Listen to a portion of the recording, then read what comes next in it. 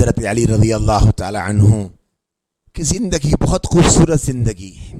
آپ کے کارنامے بہت تاریخی کارنامے ہیں. آپ کی شجاعت، آپ کی دلیری، آپ کی بہادری، آپ کی فیاضی، آپ کی سخاوت، آپ کی محبت رسول، آپ کی عشق رسول، آپ کے سنت کی اتباع، آپ کا قرآن پر گہرائی کے ساتھ میں نظر رکھنا، آپ کا فرمان رسول کے لیے جان نچھاور کر دینا اور اسلام کے تحفظ کے لیے آپ کا بے باکانہ اور دلیرانہ قائد کی طرح اور شیر کی دھاڑ کی طرح میدان کارزار میں دشمنوں کی یلغار میں کود پڑنا بے مثال آپ کے کارنامے ہیں، جن کارناموں کو مختصر سے وقت میں ہم گھیر بھی نہیں سکتے.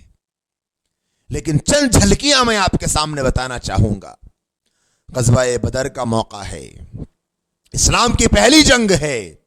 اللہ کے نبی علیہ السلام کے ساتھ 313 کے صحابہ کا لشکر ہے اور دشمنوں کی فوج میں 1000 کا لشکر جرار ہے. جب ایک دو فوجوں کا آمنا سامنا ہوا تو ایک طرف سے 3 صحابہ آگے آئے، ایک طرف سے 3 دشمنوں کے لڑاکو اور بہت بڑے جنگجو پہلوان آگے آئے. اللہ کے نبی علیہ السلام سے کہنے لگے ان تینوں سے مقابلہ ہم نہیں کریں گے، ہمارے مقابلے میں کسی بہادر کو بھیجو، کسی جنگجو کو بھیجو، ہمارے ہم پلے کو بھیجو، ہمارے خاندان کے کسی نسب کی برابری والے کو بھیجو. اللہ کے نبی علیہ السلام نے نظر ڈالی اور فرمایا عبیدہ آگے آؤ، حمزہ آگے آؤ، علی کہاں ہے؟ علی آگے آؤ. مقابل میں جو دشمن تھے ولید، عتبہ، شیبہ، حضرت علی نے ولید کے مقابل میں کھڑے ہوئے، عبیدہ عتبہ کے مقابلے میں کھڑے ہوئے اور حمزہ شیبہ کے مقابلے میں کھڑے ہوئے. اب انہوں نے کہا کہ ہاں یہ ہمارے ہم پلہ ہے، یہ ہمارے ہم نسب ہے. حضرت علی رضی اللہ تعالی عنہ نے جو جوہر دکھائے بہادری کے، ایک ہی وار میں عتبہ کا خاتمہ کر دیا ہے. اور پھر بدر میں علم اور جھنڈا اسلام کا حضرت علی رضی اللہ تعالی عنہ کے ہاتھ میں تھا. اللہ کے نبی علیہ السلام نے بدر ہی کے موقع پر حضرت علی رضی اللہ تعالی عنہ کے ہاتھ میں ذوالفقار اپنی تلوار سونپی تھی، جو تلوار آپ کے پاس پھر بعد میں ہمیشہ رہا کرتی تھی. یہ غزوہ بدر میں آپ کا کارنامہ تھا. غزوہ احد کا معرکہ اسلام کا ایسا تاریخی معرکہ ہے، ایسی تاریخی جنگ ہے جسے کبھی بھلایا نہیں جا سکتا. عبداللہ بن جبیر رضی اللہ تعالی عنہ ایک عظیم الشان صحابی کی سپہ سالاری میں نبی علیہ السلام نے 50 صحابہ کا دستہ ایک مقام اور ٹیلے پر کھڑا کیا تھا. یہاں سے کسی حال میں نہ ہٹنا، چاہے کچھ ہو جائے لیکن تم یہاں سے نہ ہٹنا، جنگ جیتو یا ہارو یہاں سے نہ ہٹنا. اللہ کے نبی علیہ السلام کے فرمان کے مطابق جنگ جاری ہوئی اور اس ٹیلے پر 50 کا دستہ کھڑا تھا. یہاں سے خالد بن ولید ابھی مسلمان نہیں ہوئے، دشمنوں کے سپہ سالار بن کر آئے تھے اور مسلمانوں کی بہادری اور دلیری کو دیکھ کر دشمن پیٹ پھیر کر بھاگ رہا تھا. جاتے جاتے خالد بن ولید کی نظر پڑی کہ اس ٹیلے پر 50 کا دستہ جو کھڑا تھا وہ دستے میں سے کچھ کم ہو گئے. کچھ صحابہ نے یہ خیال کیا اب جنگ ختم ہو گئی ہے لہٰذا ہم یہاں سے ہٹ سکتے ہیں. عبداللہ بن جبیر جو امیر تھے کہا کہ نہیں. اللہ کے نبی نے فرمایا کچھ ہو جائے جب تک میں نہ کہوں نہ ہٹنا. کچھ صحابہ ہٹے، کچھ کھڑے رہے. دیکھ لیا خالد بن ولید نے جو نظر رکھتے تھے بہت زیادہ قائدانہ، انہیں پتا تھا کہ یہاں سے اگر ہم جائیں گے تو پاسا پلٹ سکتا ہے. وہ لے کر آئے اپنے ساتھیوں کو اور اس ٹیلے سے انہوں نے حملہ کیا اور جو صحابہ کھڑے تھے وہ شہید کر دیے گئے. 70 صحابہ شہید ہو گئے. نبی علیہ السلام کے دندان مبارک کو شہید کر دیا گیا. اللہ کے نبی علیہ السلام کو پیشانی پر بھی زخم لگ گیا تھا اور اللہ کے نبی علیہ السلام پر جب حملہ ہوا تو کفار نے یہ اعلان کر دیا الا ان محمدا قد قتل، سن لو لوگو محمد کا قتل ہو گیا ہے. نعوذ باللہ. صحابہ کرام پریشان ہو گئے. حضرت علی رضی اللہ تعالی عنہ نے نبی علیہ السلام کے ہاتھ کو سہارا دیا. طلحہ بن عبید اللہ نے سہارا دیا. دونوں کے سہارے سے نبی علیہ السلام اٹھے ہیں اور آپ کے پیشانی مبارک سے زخموں سے خون بہتا جا رہا تھا. حضرت فاطمہ رضی اللہ تعالی عنہ زخموں کو دھوتی جا رہی تھی اور حضرت علی رضی اللہ تعالی عنہ ڈھال میں پانی لے کر ڈالتے جا رہے تھے. خون نہ رک رہا تھا تو اس چٹائی کے کنارے کو نوچ کر اس کو جلایا اور جہاں زخم تھے وہاں پر چپکا ڈالا. تو اس طرح حضرت فاطمہ اور حضرت علی رضی اللہ تعالی عنہما ان کوششوں کے بعد اللہ کے نبی علیہ السلام کا خون بہنا رکا تھا. تو یہ غزوہ احد میں حضرت علی رضی اللہ تعالیٰ عنہ کا کارنامہ. پھر حضرت مصعب بن عمیر رضی اللہ تعالیٰ عنہ کی شہادت کے بعد اسلام کا یہ علم حضرت علی ہی کے ہاتھ میں تھا اور آپ کے ہاتھوں بہت زیادہ کافر بھی مارے گئے. اسی طرح اسلام کی ایک اہم جنگ غزوہ خندق میں حضرت علی رضی اللہ تعالی عنہ نے جو بہادری کے جوہر دکھائے ہیں. غزوہ خندق سلمان فارسی رضی اللہ تعالی عنہ کے مشورے سے پہلی مرتبہ نئے انداز میں لڑی جا رہی تھی. خندقیں کھودی گئی تھی. عرب اس طریقے سے ناآشنا تھے. اس سے پہلے کبھی انہوں نے نہیں دیکھا تھا کہ اس طرح بھی جنگ لڑی جا سکتی ہے. حضرت علی رضی اللہ تعالی عنہ موجود ہیں اور بہادری کے جوہر دکھا رہے ہیں.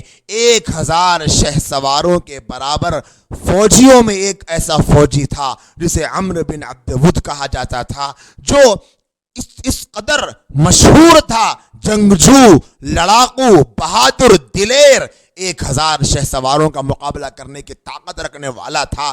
وہ آیا اور کہنے لگا کہ میں یبارز، کون ہے جو مجھ سے مقابلہ کرنے کے لیے تیار ہے؟ اشارے کرتا تھا، تم ہو، تم کون ہے؟ آؤ. کہاں ہے وہ جنت جس کا تم سے وعدہ کیا جاتا ہے کہ جو شہید ہوتا ہے وہ جنت میں جاتا ہے؟ یہاں حضرت علی اللہ کے نبی سے، یا رسول اللہ مجھے اجازت دیجیے، یا رسول اللہ مجھے اجازت دیجیے. تیسری مرتبہ پوچھا، یا رسول اللہ مجھے اجازت دیجیے. اللہ کے نبی نے فرمایا، علی وہ عمرو بن عبد ود ہے، دیکھو ذرا کون ہے جو آگے للکار رہا ہے. حضرت علی نے فرمایا، یا رسول اللہ آپ مجھے اجازت تو دیجیے، آپ مجھے اجازت تو دیجیے. نبی علیہ السلام نے اجازت دی. حضرت علی سامنے آئے عمرو بن عبد ود کے، کہنے لگا، اے میرے بھائی کے بچے، اے علی تم مجھ سے مقابلہ کرو گے، تم مجھ سے مقابلہ کرو گے. کہا کہ میں تم کو قتل نہیں کرنا چاہتا، میں تم کو نہیں مارنا چاہتا، تم تو بہت کم عمر ہو میرے سامنے.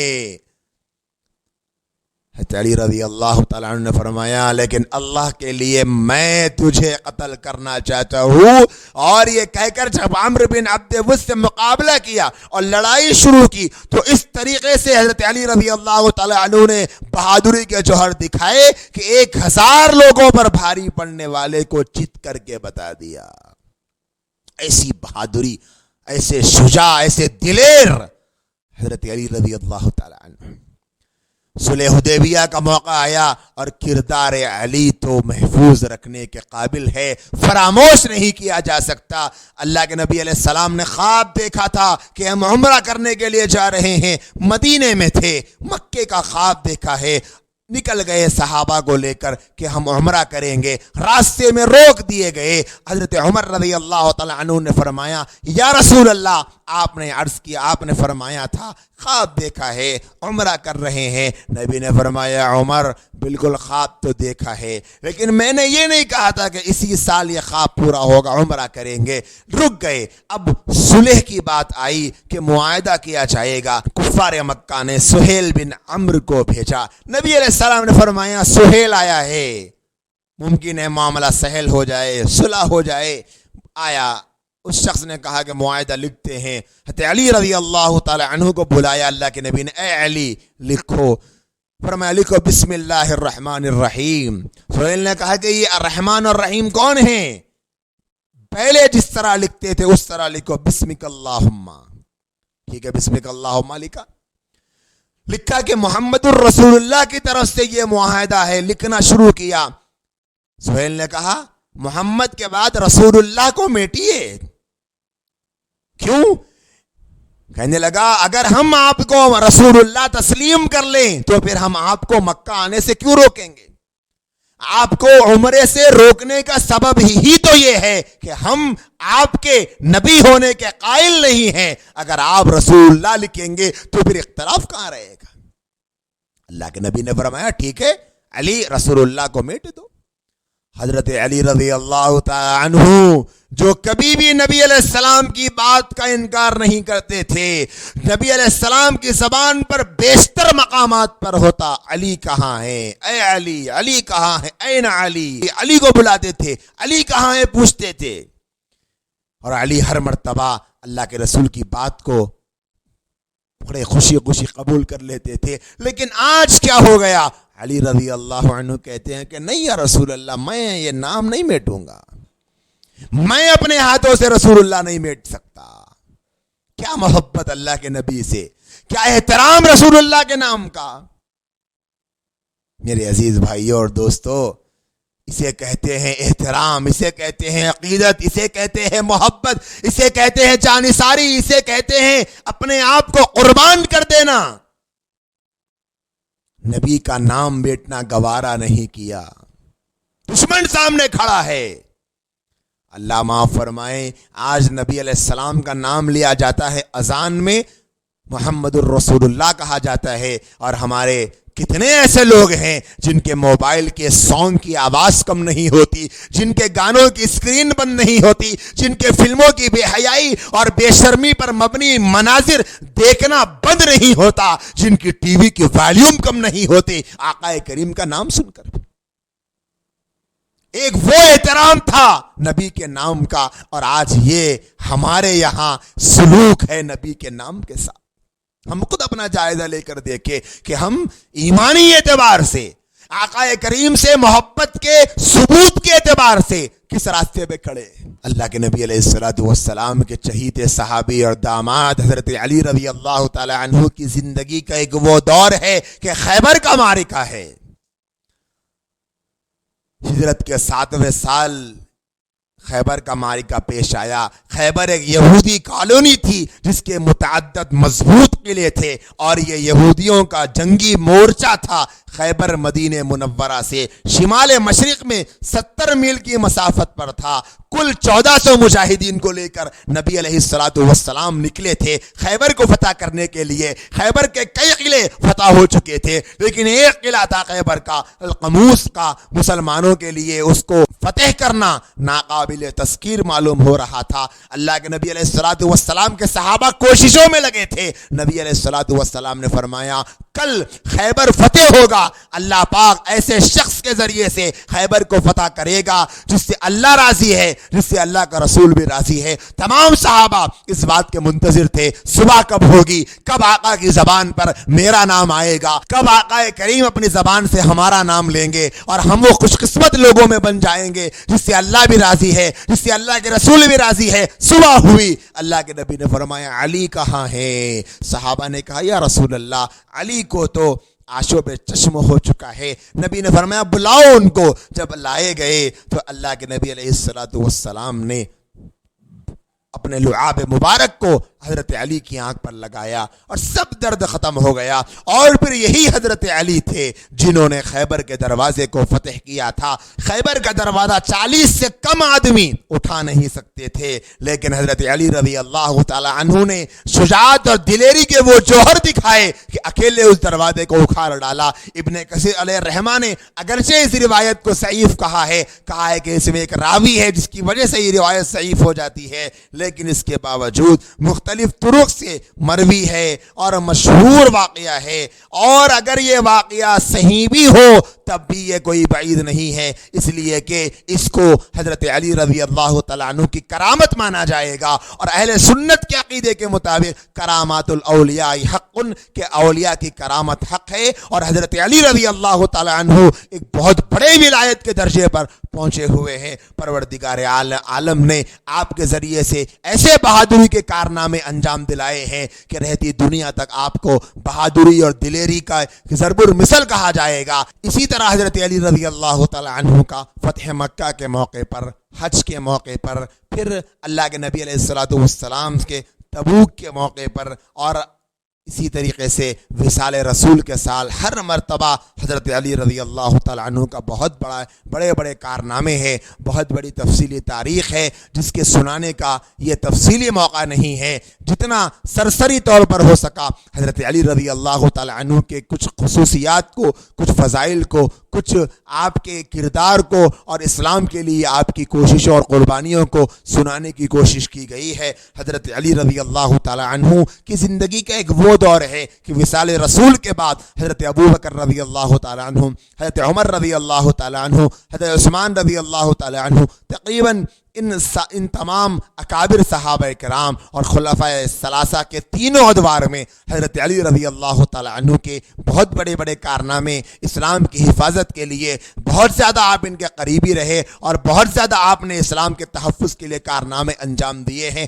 حضرت علی رضی اللہ تعالی عنہ کی حیات طیبہ کا ایک وہ دور ہے جس کے ذریعے سے لوگ حضرت علی رضی اللہ تعالی عنہ کی سیرت کے سلسلے میں ہمیشہ ایک ہی پہلو کو بیان کرتے ہیں، جو آپ کے فضائل، جو آپ کے مناقب، جو آپ کے حضرت عثمان غنی رضی اللہ تعالی عنہ تک کی زندگی کا جو دور ہے، جو انتہائی خوبصورت دور ہے، اس کو سنایا ہی نہیں جاتا، اس کو بتایا ہی نہیں جاتا۔ حضرت عثمان غنی رضی اللہ تعالی عنہ پر جب ظالموں نے ظلم کرنا شروع کیا تھا، اس وقت بھی سب سے زبردست کردار اگر کسی کا تھا تو وہ حضرت علی رضی اللہ تعالی عنہ کا تھا۔ اور اس لکھا ہے روایات میں کہ ان کی عمر کے صحابہ میں سب سے زیادہ آگے حضرت عثمان کی جان کے تحفظ کے لیے اگر کوئی تھے تو وہ حضرت علی رضی اللہ تعالی عنہ تھے۔ یہاں تک کہ نوجوان صحابہ کی جماعت میں اپنے بڑے بیٹے حضرت حسن رضی اللہ تعالی عنہ کو حضرت عثمان کے مکان پر کھڑا کر دیا تھا کہ کسی کو اندر داخل ہونے مت دینا، لیکن جس وقت ظالموں نے حضرت عثمان رضی اللہ تعالی عنہ کو شہید کر دیا، تب اس کے بعد حضرت حسن کو حضرت علی رضی اللہ تعالی عنہ نے تنبیہ بھی کی، کیسے تمہارے ہوتے ہوئے یہ معاملہ پیش آ گیا؟ انہوں نے کہا کہ ابا جان میں تو پوری نگرانی کر رہا تھا، لیکن ظالم دروازے سے نہیں آئے، وہ تو گھر پر چھت سے آئے تھے، اور حضرت عثمان غنی رضی اللہ تعالی عنہ کو شہید کر دیا گیا۔ بہت زبردست صحابی اور اسلام کے تیسرے خلیفہ جس کو ذو النورین کہا جاتا ہے، اور بہت بڑے فضائل کے مالک تھے حضرت علی رضی اللہ تعالی عنہ کو بہت دکھ ہوا، بہت تکلیف ہوئی، بہت زیادہ رنج و ملال ہوا کہ عثمان غنی رضی اللہ تعالی عنہ کو شہید کر دیا گیا۔ یہیں سے فتنوں کے دروازے کھلے، کچھ شرپسند عناصر، ایسے لوگ جن کے دلوں میں نفاق تھا اور جو مسلمانوں کے درمیان تفرقہ ڈالنا چاہتے تھے، جو مسلمانوں کے درمیان پھوٹ ڈالنا چاہتے تھے، ان کی بہت کوششیں تھی لیکن وہ ناکام ہوتے رہے تھے۔ حضرت عثمان غنی رضی اللہ تعالیٰ عنہ کی شہادت کے بعد ایسے حالات پیش آئے کہ حضرت علی رضی اللہ تعالیٰ عنہ کے ہاتھ پر مہاجر اور انصار صحابہ کی اکثریت نے بیعت کر لی، جو حضرت علی رضی اللہ تعالیٰ عنہ کے سامنے صحابہ کی کچھ ایسی جماعت تھی جو مقدس جماعت تھی، جن کا یہ مطالبہ تھا کہ حضرت عثمان رضی اللہ تعالیٰ عنہ کے قتل کا قصاص لیا جائے، یعنی بدلہ لیا جائے۔ حضرت علی رضی اللہ تعالیٰ عنہ کا موقف یہ تھا کہ ابھی حالات ایسے نہیں ہیں، کہ ابھی بلوائیوں کا غلبہ ہے، ابھی دشمنوں کا غلبہ ہے، ابھی ایسے حالات نہیں ہیں کہ ہم قصاص لے سکے، لہٰذا تھوڑا وقت گزر جائیں پھر قصاص لے لیں گے۔ لیکن دوسری طرف حضرت امیر معاویہ رضی اللہ تعالی عنہ، حضرت زبیر رضی اللہ تعالی عنہ، حضرت طلحہ رضی اللہ تعالی عنہ اور بھی مقدس صحابہ کرام کی جماعت، جن کا یہ مطالبہ تھا کہ قصاص عثمان ابھی لیا جائے، تو عثمان کے قتل کا جو قصاص ہے وہ فوری طور پہ لیا جائے۔ تو یہ دونوں کے دونوں مخلص تھے، مجتہد تھے، صحابہ تھے، اللہ کے لیے، دین کے لیے دونوں کا یہ جذبہ تھا، ان کے دلوں میں کوئی خرابی نہیں تھی۔ اس کے بعد جنگ جمل، جنگ صفین، اس طرح کی ناقابل بیان کچھ ایسی جنگیں ہوئی جس میں بہت بڑے مسلمانوں کا ذخیرہ اور صحابہ کرام کی بہت مقدس جماعت کے بہت بڑے بڑے صحابہ ایسے تھے جو شہید کر دیے گئے۔ بہت بڑے بڑے علماء نے ان واقعات کی صحیح معنی میں وضاحت کی ہے، جن میں سے میں ایک آپ کے سامنے سنانا چاہتا ہوں۔ شیخ الاسلام حافظ ابن تیمیہ رحمۃ اللہ علیہ فرماتے ہیں، کتاب و سنت اور اجماع سلف سے یہ بات ثابت ہے کہ وہ سب مومن اور مسلم تھے، لیکن سیدنا علی ابن ابی طالب رضی اللہ تعالی عنہ اور جو لوگ ان کے ساتھ تھے وہ ان لوگوں کی بنسبت جنہوں نے ان سے جنگ کی زیادہ حق پر تھے۔ اہل سنت والجماعت کے علماء کا یہی موقف ہے کہ حضرت علی رضی اللہ تعالی عنہ اور آپ کے جو ساتھی تھے، یہ لوگ ان کے مقابل میں جو صحابہ تھے ان میں یہ حق پر تھے اور یہ اجتہادی خطا پر تھے، لیکن اچھی طرح یہ بات ہر مسلمان کو ذہن میں رکھ لینی چاہیے، نہ ان پر کسی قسم کی کوئی زبان درازی جائز ہے، نہ ان پر کسی قسم کی کوئی زبان درازی جائز ہے، نہ حضرت علی رضی اللہ تعالی عنہ کے مقام اور فضیلت کو بیان کرتے کرتے حضرت امیر معاویہ رضی اللہ تعالی عنہ کی شان میں گستاخی جائز ہے، نہ حضرت امیر معاویہ رضی اللہ تعالی عنہ کو خلیفہ برحق قرار دینے کے عنوان پر حضرت علی رضی اللہ تعالی عنہ کی شان میں ادنا سے گستاخی جائز ہے۔ ہر اعتبار سے دونوں کے دونوں صحابہ کی جماعت ایسی تھی جو مقدس ہے، جو پاکیزہ ہے، جو جنت میں جانے والے ہیں، جن کے سلسلے میں قرآن گواہ ہے کہ وَكُلًّا وَعَدَ اللَّهُ الْحُسْنَى، جن کے سلسلے میں حدیث گواہ ہے الصحابۃ کلہم عدول، تمام کے تمام صحابہ عادل ہیں، ان صحابہ کی عدالت کو جانچا نہیں جائے گا، پرکھا نہیں جائے گا۔ ہماری کوئی حیثیت، ہماری کوئی اوقات نہیں کہ ہم صحابہ کرام رضوان اللہ تعالی علیہ مجمعین کے سلسلے میں اپنی زبان کو کھولے۔ ہماری حیثیت کیا ہے کہ ہم ان کے بارے میں کچھ کہیں؟ لہٰذا چاہے حضرت علی رضی اللہ تعالی عنہ ہو، چاہے حضرت امیر معاویہ رضی اللہ تعالی عنہ ہو، اور ان دونوں صحابہ کی طرف جو دونوں جماعتیں تھی، ان میں سے کسی بھی صحابی کو کسی بھی درجے میں اپنی زبان سے کچھ بھی ملامت کرنا یا بے ادبی کا لفظ استعمال کرنا، یہ بھی ناقابل برداشت ہے اور ناقابل معافی جرم ہے۔ لہٰذا جو حضرات امیر معاویہ رضی اللہ تعالی عنہ کے نام پر ہمیشہ غلاظت پھیلانے کی کوششیں کرتے رہتے ہیں، عقیدوں کے فساد اور عقیدوں کے بگاڑ کی کوششیں کرتے رہتے ہیں، انہیں سن لینا چاہیے کہ آپ کے امیر معاویہ رضی اللہ تعالی عنہ کے شان میں بے ادبی کر دینے سے امیر معاویہ رضی اللہ تعالی عنہ کے مقام و مرتبے میں کوئی کمی نہیں آئے گی۔ اگر آپ اپنی گندی زبان سے امیر معاویہ رضی اللہ تعالی عنہ کے ساتھ حضرت بھی نہ لگائیں، رضی اللہ تعالی عنہ بھی نہ لگائیں، صرف معاویہ کہہ کر ایک بار نہیں 1,000,000 بار بھی کہتے چلے جائیں، تب بھی امیر معاویہ رضی اللہ تعالی عنہ کی شان میں ذرہ برابر بھی کمی نہیں آئے گی۔ کیوں؟ کیونکہ ان کے مقام کو طے کرنے والے اللہ کی ذات بابرکت ہے اور ان کے مقام کو بیان کرنے والا قرآن ہے۔ آپ کو کسی نے یہ حق نہیں دیا کہ آپ ان کے مقام کو بیان کریں، ان کے مقام کو جانچیں، ان کے مرتبے کو جانچیں۔ حضرت ابو سفیان رضی اللہ تعالیٰ عنہ بھی ہمارے لیے ویسے ہی قابل احترام ہے جیسے دوسرے صحابہ قابل احترام ہے، چاہے وہ ابو بکر صدیق رضی اللہ تعالیٰ عنہ ہو، چاہے عمر فاروق رضی اللہ تعالیٰ عنہ ہو، چاہے عثمان غنی رضی اللہ تعالیٰ عنہ ہو، چاہے علی المرتضیٰ رضی اللہ تعالیٰ عنہ ہو۔ جیسے یہ 4 خلفائے راشدین ترتیب حضرت ابو بکر، حضرت عمر، حضرت عثمان، حضرت علی جس طرح ہمارے لیے قابل احترام ہیں، اسی طرح حضرت امیر معاویہ، حضرت ابو سفیان رضی اللہ تعالیٰ عنہ، اور اسی طرح وہ تمام صحابہ جو وصال رسول سے ایک لمحہ پہلے بھی مسلمان ہوئے، وہ سب ہمارے نزدیک اسی طرح قابل احترام ہیں۔ اور یہی ہر مسلمان کے دل کی آواز ہونی چاہیے اور یہی ہر مسلمان کا عقیدہ ہونا چاہیے۔ صحابہ کرام کے درمیان جو کچھ مشاجرات تھے، اللہ تبارک و تعالیٰ اس کے ذریعے سے ہم کو 20 اسباق دیتا ہے۔ ان اسباق کو سیکھنے کے بجائے نعوذ باللہ ان کے بارے میں ججمنٹ کرنے کے لیے جج بن کر بیٹھ جانا گمراہی ہے اور صرف گمراہی ہے، اس کے علاوہ اور کچھ نہیں۔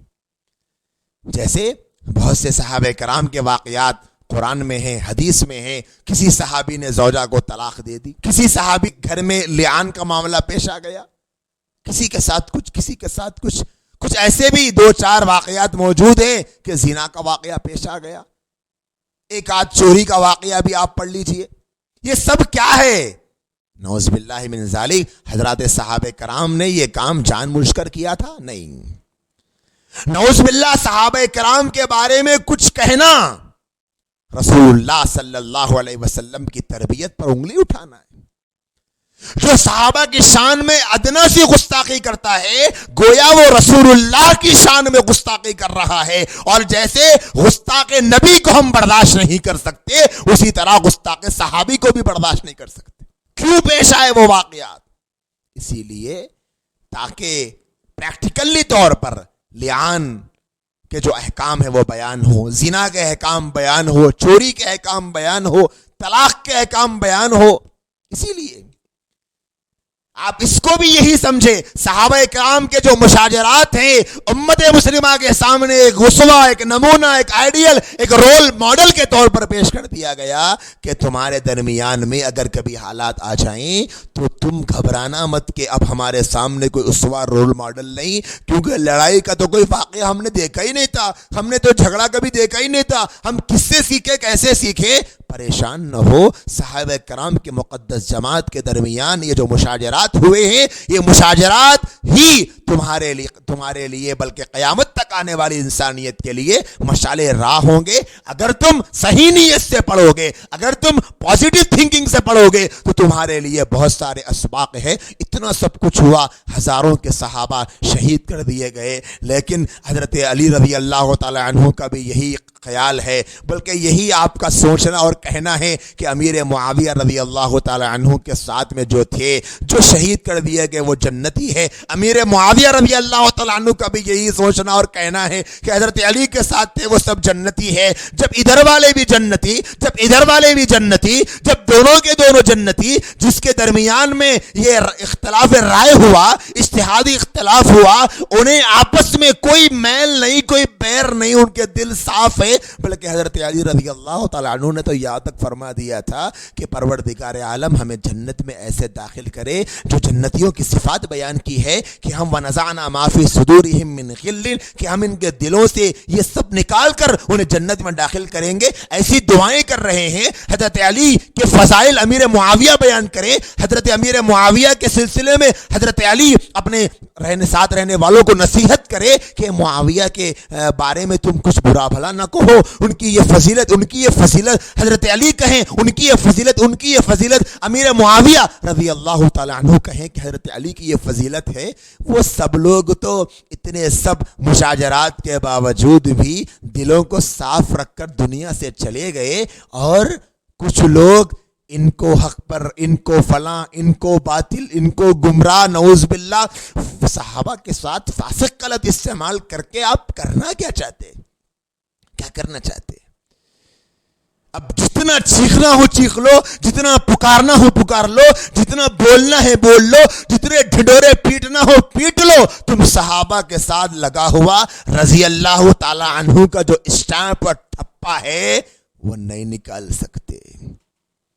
اور ایک اور بات یہ بھی کہنا چاہتا ہوں، تم چاہے ولایت کی چوٹیوں کو پار کر لو، ولایت کی پہاڑیوں پر چڑھ جاؤ، پوری پوری رات اللہ کے سامنے گڑ گڑا لو، پورا پورا دن روزے میں گزار دو، کوئی گناہ نہ کرو، ہر نیکی کو پورا کرو، ایک ایک نیکی کو چن چن کر کرو، چاہے تم پوری پوری زندگی میں پلک جھپکے بغیر بھی گناہ نہ کرو اور پلک جھپکے بغیر بھی نیکی نہ چھوڑو، پھر بھی تم رضی اللہ تعالی عنہ کا لفظ اپنے ساتھ نہیں لگا سکتے۔ یہ ڈیفرنٹ ہے صحابہ اور اس کے بعد کے دور میں۔ ان کے لیے رضی اللہ تعالی عنہ کی مہر لگ چکی ہے، اور یہ مہر کسی گورنمنٹ نے نہیں لگائی ہے، یہ مہر تو محمد الرسول اللہ صلی اللہ علیہ وسلم کے ذریعے سے اللہ نے لگائی ہے۔ قرآن گواہ ہے۔ یاد رکھو مسلمانوں، جب تک قرآن پڑھا جائے گا اس وقت تک صحابہ کو رضی اللہ تعالی عنہ کہا جائے گا، جب تک قرآن پڑھا جائے گا صحابہ کی فضیلت بیان کی جائے گی، جب تک قرآن پڑھا جائے گا صحابہ کا مقام بیان ہوتا رہے گا، جب تک قرآن پڑھا جائے گا صحابہ کی عظمت بیان کی جاتی رہے گی، جب تک قرآن پڑھا جاتا رہے گا صحابہ کے عادل ہونے پر قرآن گواہ ہے، جب تک قرآن پڑھا جائے گا صحابہ کی شرافت تو قرآن بیان کرے گا، جب تک قرآن پڑھا جائے گا صحابہ کے کامیاب ہونے کو قرآن بیان کرتا رہے گا، جب تک قرآن پڑھا جاتا رہے گا اس وقت تک صحابہ کے جنتی ہونے کو قرآن بیان کرے گا۔ صحابہ کا تو وہ مقام ہے۔ لہذا حضرت علی رضی اللہ تعالیٰ عنہ کی زندگی کا یہ ایک ایسا موڑ ہے جس میں اچھے لوگ بہک جاتے ہیں۔ اسی لیے وہ حضرات جو صحابہ کرام کے سلسلے میں کسی بھی قسم کے شعبے میں پڑھنے جا رہے ہوں، کچھ اپنے آپ کو ملا مولوی کہنے والوں کے بہکاوے میں آ کر ان کو چاہیے کہ شاہ ولی اللہ محدث دہلوی رحمۃ اللہ علیہ، مولانا عبدالحی لکھنوی رحمۃ اللہ علیہ، اسی طرح شیخ علامہ ابن حجر رحمۃ اللہ علیہ، اسی طرح عبدالشکور فاروقی رحمۃ اللہ علیہ، اسی طرح اور بھی بڑے بڑے جو امام اہل سنت گزرے ہیں، بہت سارے نام ہیں جو یہاں سنائے بھی نہیں جا سکتے، جس کو ہم میں سے بہت سے جانتے ہیں۔ ان کی کتابیں، معتبر ترین کتابیں صحابہ کرام کے بارے میں وہ پڑھیں، اعتدال پیدا ہوگا۔ ابن خلدون کی، ابن کثیر کی، وہ ایسی واقعات جس کو چھان پٹک کر وہ بتاتے ہیں، اعتدال پیدا ہوگا۔ اہل سنت کے عقائد کی کتابیں، شرع عقائد، اس طرح کی کتابیں پڑھیں گے تو پتہ چلے گا، پڑھ چکے ہوں گے، لیکن اب ضرورت ہے، چند نوجوان علماء بھی بعض شر پسندوں کے شر میں پھنستے جا رہے ہیں، تو اب تجدید مطالعے کی ضرورت ہے۔ پھر سے ایک بار مطالعہ کر لیں کہ ہاں بھائی صحابہ کے بارے میں ہم مطمئن ہیں، اب کسی بہکانے والے کے بہکاوے میں نہیں آئیں گے۔ تو حضرت علی رضی اللہ تعالی عنہ کی زندگی کا یہ دور تھا۔ اس کے بعد دشمن بڑھتے چلے گئے، اور آپ نے جب خلیفہ آپ بنے ہیں تو دارالخلافہ آپ نے کوفہ میں منتقل کر لیا تھا۔ علماء نے لکھا ہے کہ یہ لڑائی جھگڑا جو چل رہا تھا اللہ کے نبی علیہ السلام کے شہر میں، آپ کے روضے کے پاس میں، حضرت علی رضی اللہ تعالی عنہ نہیں چاہتے تھے، اسی لیے کوفہ کو منتقل کر لیا۔ اور مولانا علی ندوی علیہ الرحمٰن المرتضیٰ، جو حضرت علی رضی اللہ تعالی عنہ کی سیرت پر بہت ہی زبردست کتاب ہے، اس میں یہ بھی لکھا ہے ایک سابق کے کسی مصنف کے حوالے سے، حکومتی اعتبار سے بھی، تجارتی اعتبار سے بھی بہت ساری حکمتوں کے پیش نظر کوفہ بہت زیادہ بیسٹ تھا اور پرفیکٹ تھا خلافت کے لیے۔ علی رضی اللہ تعالی عنہ اور بھی کئی حکمتوں کی وجہ سے آپ نے اس علاقے کو چنا، اور وہیں پر آپ فجر کی نماز پڑھانے کے لیے رمضان کے مبارک مہینے میں 17 روزوں کے گزرنے کے بعد آ رہے تھے نماز پڑھنے کے لیے۔ جس کمرے سے آپ نکلتے تھے تو وہیں پر 3 خارجیوں نے مشورہ کیا تھا۔ ایک خارجی اپنے ملزم نے ارادہ کیا تھا کہ میں ماروں گا، لہذا جیسے ہی آپ نکلے تو آپ پر خنجر چلا ڈالی اور آپ کے ریش مبارک خون سے تر ہو گیا، اور آپ نماز بھی نہیں پڑھا سکے، اور آپ اسی حال میں بہت زیادہ کمزور ہو گئے۔ آپ نے کہا تھا کہ اگر میں مر جاؤں تو بس اسی ایک کو میرے بدلے میں قصاص میں قتل کرنا، اور اگر میں بچ جاؤں تو پھر میں اس کے بارے میں جو فیصلہ کرنا چاہوں کروں گا۔ اور یہ بھی کہا تھا کہ جب تک یہ ہماری قید میں رہے اس کے ساتھ حسن سلوک کا معاملہ کرنا۔ آپ توجہ دیجئے کہ جس نے خنجر چلا کر قتل کر دیا اس کے لیے بھی حسن سلوک کے جذبات تھے، اور فرمایا کہ اگر میں انتقال کر جاؤں تو قتل و قتال نہ کرنا، کسی سے جنگ نہ کرنا، بس ایک کے بدلے ایک ہی کو ختم کرنا، یہ آپ کی آخری وصیت بھی تھی۔ اور آپ کے صاحبزادوں میں حضرت محسن، جو آپ کے ایک صاحبزادے بالکل ابتدا میں انتقال کر گئے تھے، اور حضرت حسن، حضرت حسین رضی اللہ تعالی عنہما، اور 2 صاحبزادیاں حضرت زینب الکبریٰ، ام کلثوم الکبریٰ، یہ حضرت فاطمہ رضی اللہ تعالی عنہ سے ہونے والی اولاد ہیں۔ اور جب تک حضرت فاطمہ رضی اللہ تعالی عنہ باحیات تھی آپ نے کسی اور سے نکاح نہیں کیا۔ آپ کے وصال کے بعد میں آپ نے چند نکاح فرمائے، جس میں ایک نکاح حضور علیہ الصلوۃ والسلام کی نواسی یعنی حضرت زینب رضی اللہ تعالی عنہ کی جو بیٹی تھی ان سے آپ کا نکاح ہوا تھا، اور تقریباً دوسرے ازواج سے 15 اولادیں آپ کو تھی۔ یہ 5 اولادیں اور وہ کل 15-20 اولادیں آپ کو ہوئی، اور خلافت 4 سال 9 ماہ تھا، اور سن 40 ہجری میں 63 سال کی عمر میں آپ کی وفات ہوئی، آپ کی شہادت ہوئی، اور حضرت حسن رضی اللہ تعالی عنہ نے آپ کی نماز جنازہ پڑھائی ہے۔ انا للہ و انا الیہ راجعون۔ تو ساتھیوں اور دوستوں، یہ حضرت علی رضی اللہ تعالی عنہ کے زندگی کے کچھ حالات تھے۔ اللہ تبارک و تعالی ہمیں اس سے حاصل ہونے والے اسباق کو سمجھ کر عمل کرنے کی اور اس کے مطابق اپنی زندگی گزارنے کی توفیق عطا فرمائیں، اور حضرات صحابہ کرام کے سلسلے میں اللہ تبارک و تعالی ہم کو بہت زیادہ حساس بنائیں، صحابہ کرام کا ادب و احترام کرنے والا بنائیں۔ آمین وآخر دعوانا ان الحمد للہ رب العالمین۔ تحفظ دین کا کارواں رواں دواں، علماء کا ساتھ دو آؤ سب کے سب یہاں، علماء کا ساتھ دو آؤ سب کے سب یہاں۔